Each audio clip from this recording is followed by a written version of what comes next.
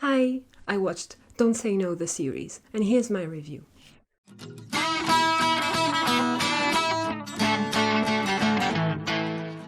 Don't Say No the series is a spin-off story of Found the series, composed of 12 episodes of 15 minutes. It tells the story of Leo and Fiat right after where we left them in Found the series. Two guys who've been best friends for years and years and years who finally get together. And so we see them as they finally start dating and what it implies, the changes, and also everything that has to do with their past, especially Fiat's past. So this is a drama I was actually looking forward to because I actually enjoyed them in Found the series. I kind of liked the actors and the story they had. So I was looking forward to it, but in the end I ended up very mitigated on the result of this drama. Some things I really didn't like, some things I really liked on the contrary. In the end, overall, I still kind of enjoyed it. I had a good time, let's say, except for some things, but I ended up giving it 6 out of 10. It's not a really good grade, but I'm going to explain why. The first reproach I want to do to this drama is it kind of made me feel very old. In a sense where it doesn't seem like the drama was made for my age, and you can tell. So that's not a very good thing because I'm an oldie now and I felt uncomfortable. Also, and I think it goes together, is that the story, for some reason, but especially towards the beginning, felt like a fan fiction or very fan servicey. A lot of things happen that don't necessarily say serves the plot, and sometimes some dialogue and some events, and they seem to be put there just for fan service. While a bit of fan service is okay, I don't care, but when it's really so into your face, it felt like I was too old for this drama because I could tell it was not right.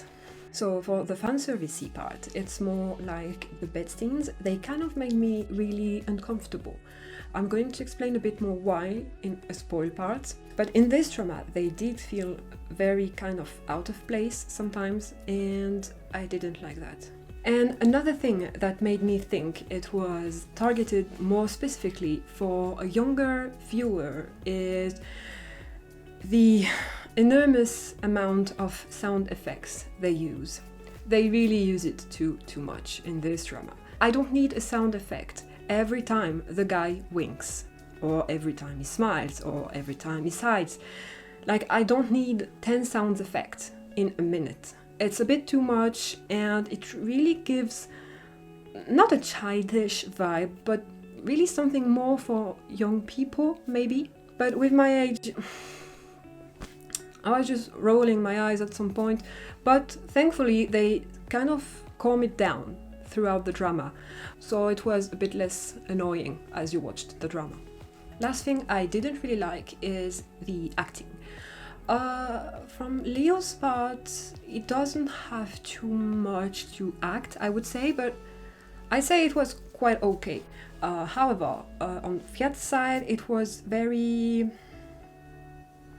sometimes quite good, sometimes very good, sometimes not so good.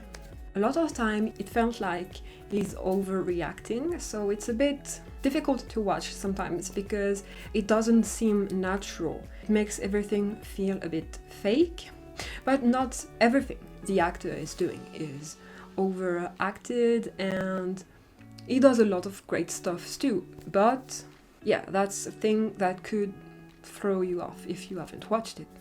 But despite all that, the drama kind of grew on me. It was very difficult for me in the beginning because I was really thrown off by all this. The bed scenes, the weird talking sometimes, the dialogue, the sound effects. But at the same time, I still had a good moment watching this drama, especially as the drama advanced, because towards the beginning it felt really like I was too old, that it was clearly not for me, like I said. But I think with the angst coming on later and the problems arising, it actually got me hooked. I was actually interested in the problems they created. So I found myself quite invested, especially with the crying scenes. I have to say, no matter who was crying in this drama, I feel like I was so in pain too every time someone cried. They all did a really decent job at crying, even sometimes when it kind of looked fake because you could see no tears. For example, I know it happens once or twice. For some reason, it was still acted kind of so well that I couldn't help but really feel hurt.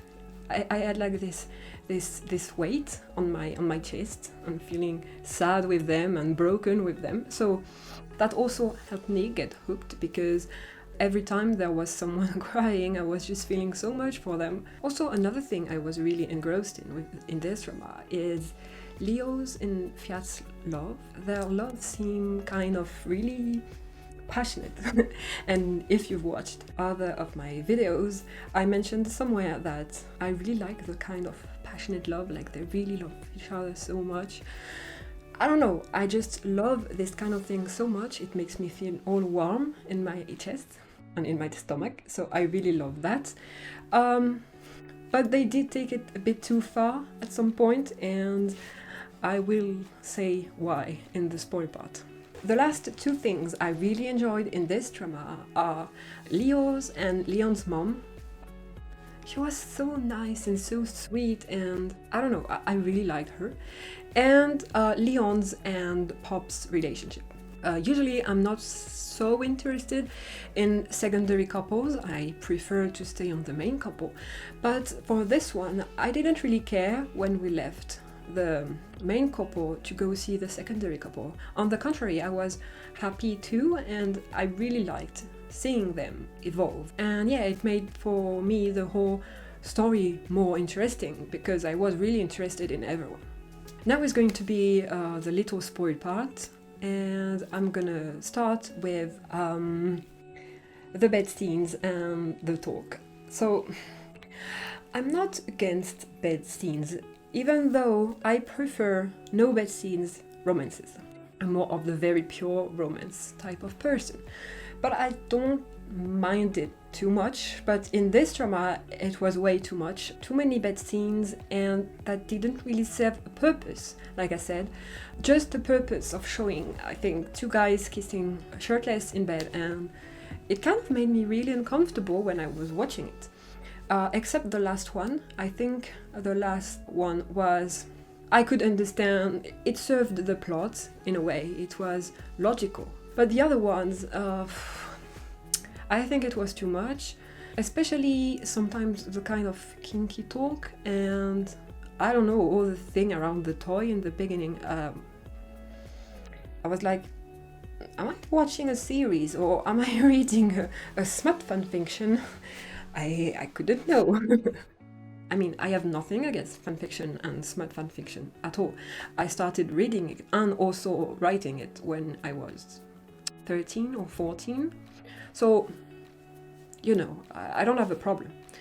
But for a series that kind of goes on TV, or even if it's a web drama, just, I don't know, it doesn't seem very professional.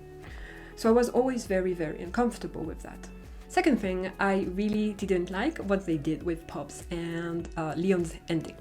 Of course, since I liked their couple so much, I was going to be disappointed with how they ended their relationship. I saw what they did, like, you know, with the right person at the right time, and it works, but sometimes it's the right person but not the right time type of thing. So I know what they wanted to do, you know, but that doesn't mean I have to like it. I don't know, I feel like Leon's dream of settling down, is it incompatible with Pop's dream? Because wasn't his dream of settling down is like living in a place with the person? I don't know, it felt very kind of stretched, like for his dream. I mean, can't you settle down with your boyfriend in the country he's going in? And it's a bit of the same thing, you know. I don't know. I was sad also to finish on Pop's and Leon's side. I hated that they killed the cat. At least I was happy that they didn't kill it as a plot device, because I watched a drama once where they killed the cat, and it was like what made the main people get together in the end, and I was so mad.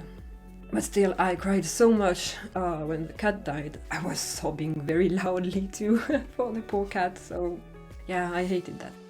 And finally, the last thing I really enjoyed, actually, is Fiat's birthday party that Leo made. Usually, I'm not one to like this kind of extravagant party because it feels it's too much. It's way too over the top. I know it's romantic, it's supposed to be romantic and everything, but I just don't really like it. But in this case, it's actually what Fiat really needed. So I really enjoyed that. I was feeling all warm and fuzzy for Fiat inside in this episode. I think Leo really did the best thing he could have done for Fiat at this moment. And that's what made it actually really romantic and sweet and so heartwarming. It's not the event per se, it's when it was done, by whom it was done, and really the context around everything. He really needed the reassurance at this moment. So it was perfect. I really enjoyed this scene so much that I had to mention it in this video. At that moment, actually, I was, man, can I have a Leo too? Like, this guy is a bit of the perfect boyfriend material. Maybe not completely perfect, because, like I said, sometimes some weird thing going on. Like when I said they like each other so much, I love it, but at the same time, they pushed it too far, is actually at the end with the reunion scene. I was expecting actually something different from the reunion scene, but it was not that bad. I actually liked it too. The thing is, when they started talking about how I love you so much, I'm so possessive, I don't want to let others people look at you, I just want to lock you up inside my home and never let you out and have you only for myself. I'm glad at least Leo realizes himself that it's not right. It's not a right thing to think about. So at least he realizes it. But yeah, at the moment I was like, no, that's not romantic.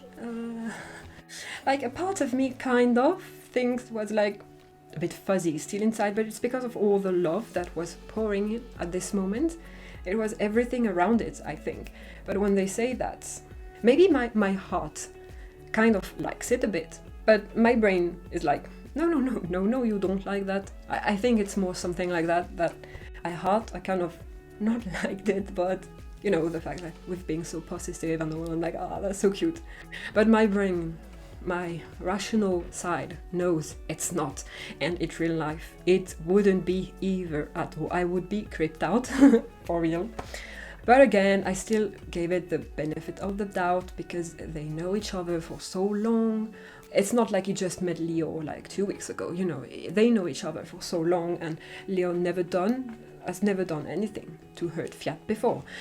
So I gave it the benefit of the doubt, but I think it's still not a good message to put in a drama, especially a drama that, like I said, I think is targeted more for younger people. So yeah. Except from this little moment, Leo is kind of the perfect boyfriend material, and I want one. So I think that's it for me with this review. I don't have anything else to add. Maybe just that I had a kind of a slight, tiny crush on Ek, I think it was, Leo's friend, one of the twins. I don't know, every time he was on the screen I was like, this guy is cool. So yeah, except from that, I think I went around everything I wanted to talk about. Would I recommend this drama? I don't know. I wouldn't necessarily recommend it, but I would not come right in your face saying, no, just don't watch this drama, it's horrible. No, I wouldn't go to this extent, but like I always say, if you want to watch it, just watch it, make your own opinion. If you loved it, it's great for you. You spent a really good time watching something, so it's excellent for you. For me, like I said, more mitigated than anything else, but I still had a good moment overall, so it's not that bad. So you can tell me in the comments if you've liked it, if you didn't like it, and in this case especially why you didn't. Was it different reasons from me or the same reasons? But yeah, otherwise don't hesitate to share, like and subscribe if you liked it. And yeah, I'll see you in another video. Bye bye!